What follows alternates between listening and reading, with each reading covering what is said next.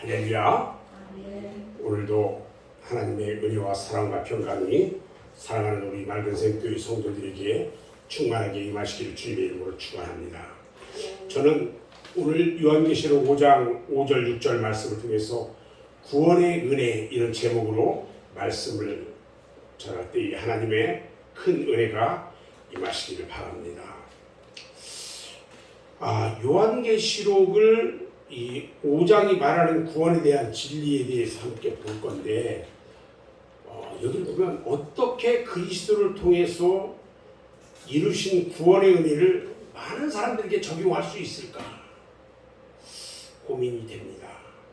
저는 몇 가지로 이제 생각을 해보는데 구원의 적용은요, 전도를 통해서 구원을 적용할 수가 있어요. 오늘 5절 말씀에 보니까 장로 중에 한 사람이 24 장로가 있는데 장로 중에 그 중에 한 사람이 나에게 말합니다. 요한에게 울지 마라.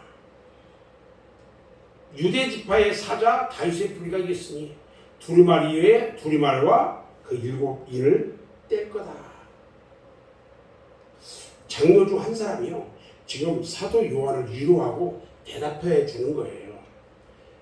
근데 웬일입니까? 5장 2절에 보니까요, 분명히 천사가 질문을 했어요. 근데 답은 천사가 하지 않고 지금 장로가 대답을 하고 있단 말이에요. 그리고 여기 장로가 대답함과 그 대답의 내용이 아주 중요해요, 지금. 자, 여기서 우리가 그 의미가 뭔지를 좀 봐야 돼요. 여기서 장로는요, 넓게는 구원받은 자의 대표인데요, 좁게는 전도자예요. 장로 중에 한 사람이라고 한 것을 보면은 이 땅에는 하나님이 쓰시는 많은 전도자들이 있다는 것을 우리가 알 수 있어요. 구원 사역에 있어서 전도자의 사역이야말로 참으로 중요한 역할이라는 거죠. 죄인이 구원을 받으려면요, 죽었던 나사로가 다시 사는 것도 좋지만은 그보다 모세나 선지자, 즉 하나님의 종들의 전도를 꼭 들어야 한다는 거예요. 교회에 나와서 주의 종들을 통해서 말씀을 들어야만 되는 거예요. 아멘. 자, 오늘 그럼 여기 나오는 장로가 이 대답을 했는데 그 전한 내용이 뭘까? 뭐라고 하냐면 유다 지파와 사자 다윗의 뿌리가 이겼다, 이렇게 대답을 해요. 먼저 유다 지파의 사자란 뭐냐면 창세기 49장 4절 5절에서 야곱이 유다를 사자 새끼라고 말합니다. 유다는 사자 새끼다 그러면서 축복을 해요. 그런데 여기에서 사자는요, 우리가 주석을 보면 뭐를 나타내냐면 왕자를 사자 새끼로 표현을 해요. 이것을 영적으로 해석해 보면 이스라엘의 왕이고 왕 중에 왕이신 메시아가 유다 지파에서 나올 거라는 예언이에요. 이게 영으로 보면 히브리서 7장 14절에 그렇게 말하고 있어요, 지금.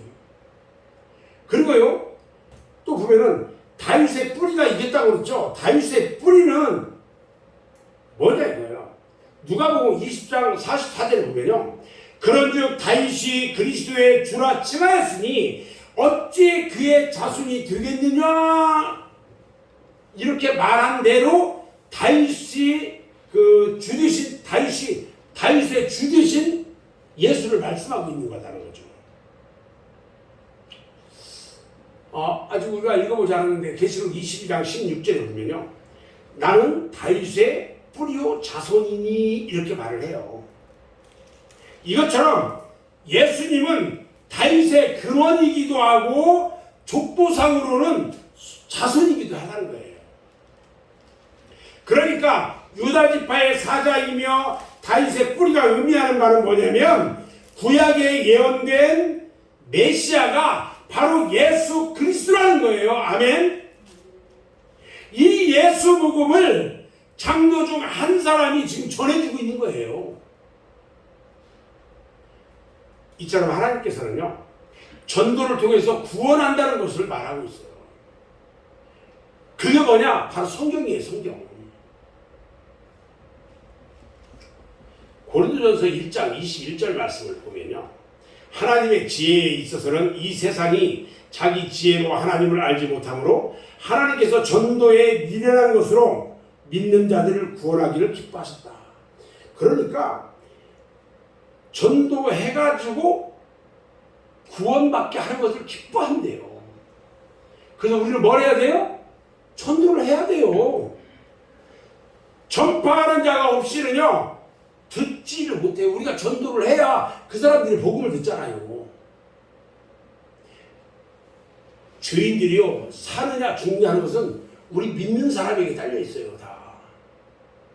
이 기쁜 소식을 우리가 전하지 않으면 우리가 화를 당할 수밖에 없다는 거예요.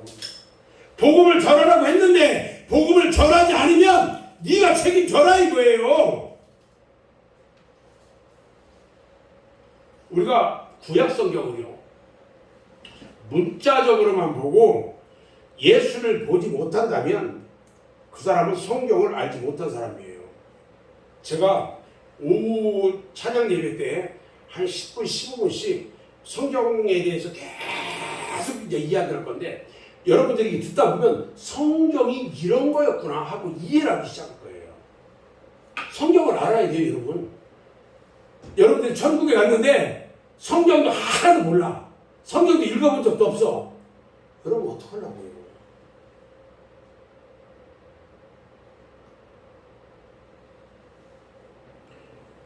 우리 하나님께서는 전도를 통해서 구원을 각 사람에게 적용하여 적용. 두 번째로 기도를 통해서 구원을 적용하는데요. 오늘 6절 말씀을 한번 봅니다.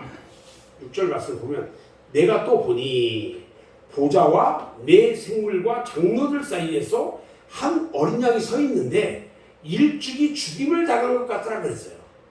여기 한 어린 양이 나타나는데 그 어린 양이 누군지와 또 어린 양이 서 있는 위치가 대단히 중요하다는 거예요.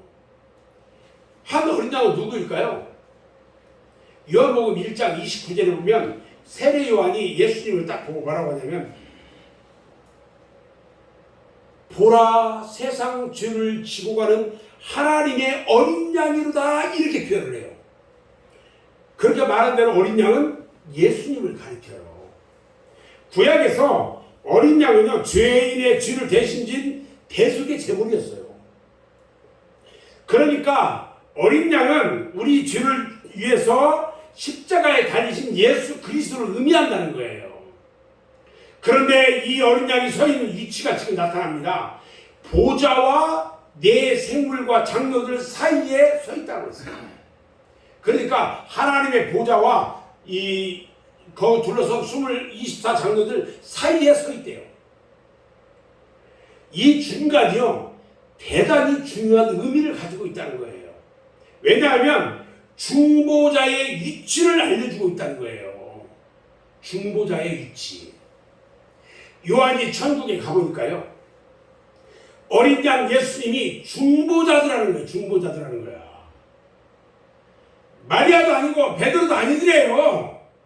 디모데전서 2장 5절에 보니까 이렇게 말씀해요. 하나님은 한 분이시요 또 하나님과 사람 사이에 중보자도 한 분이시니 곧 사람이신 그리스도 예수라. 즉 인성을 가졌었던 예수 그리스도, 신성을 가지신 예수님, 그분만이 중보자들하는 거예요.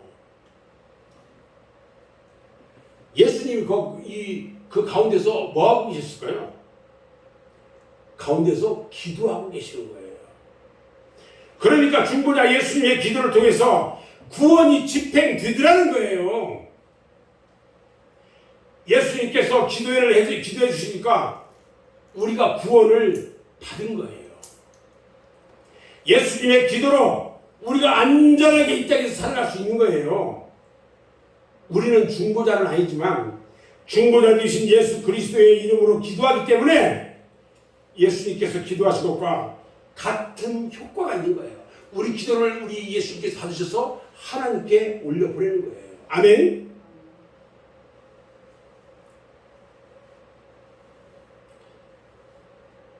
오늘 6절 말씀이요. 또 우리에게 주는 교훈이 우리들이 그 죄인들의 구원을 위해서 중보자 되신 예수 이름으로 기도하라는 건데, 실제로 기도하는 곳에 구원의 역사가 나타나고 있어요. 지금 여러분 중동이나 그 동남아 지역에 무슬림이 사실은 큰 문제예요. 우리나라에요. 무슬림이 엄청나게 들어왔어요. 지금 사람의 논리로 그냥 무슬림이니까 이렇게 생각하면 안 돼요. 무슬림이 들어가지고요. 우리 이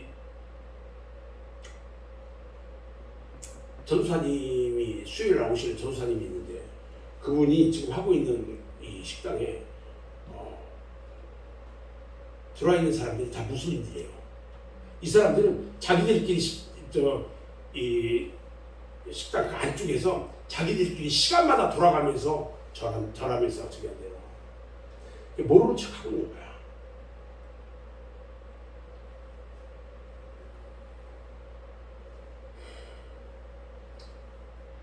사람이 하려면 좀 어렵기는 하겠지만 하나님께서 하시면요, 그들도 하나님 앞에 나올 수 있고요. 중동 복음화의 길이 아마 열리게 되지 않겠느냐. 그런데 문제는 우리들의 기도예요. 그 사람들은 무슬림이니까 안 되겠지. 안 될 수도 있어요. 그렇지만 중보자 되신 예수 그리스도의 이름으로 우리가 계속해서 기도하면 하나님께서 반드시 그들을 구원해 주실 거라고 믿어요. 세 번째, 또 어떻게 구원하느냐? 믿음을 통해서 구원을 진행하시는 우리 하나님은, 오늘 6절 하반절 말씀을 잘 보면 그에게 일곱 뿔과 일곱 눈이 있는데 이 눈들은 온 땅에 보내심을 받은 하나님의 일곱 영이다. 여기서 일곱 뿔이 뭘까요? 잘 봐야 돼요. 일곱 뿔은요, 성경에서 뿔은 뭘 나타내냐면 힘이나 권세를 나타내요.